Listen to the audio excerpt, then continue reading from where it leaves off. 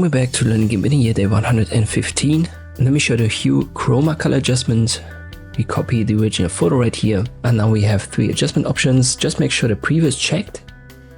The hue adjustment is for the general color tone, so you can use it to cycle through the usual suspects here, red, green, blue, and everything in between.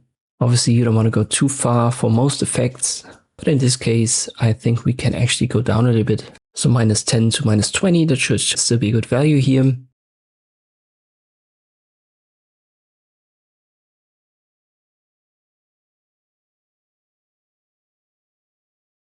The second one, the chroma, this is in principle, how you could just call it, the color intensity. So how much these colors should pop.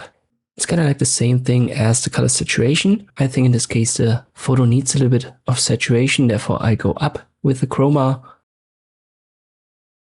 And the final one, lightness, is how bright or how dark your image is going to look. And in this case, I think the brightness is actually the only thing that's somewhat okay in this image. So I don't go to an extreme value.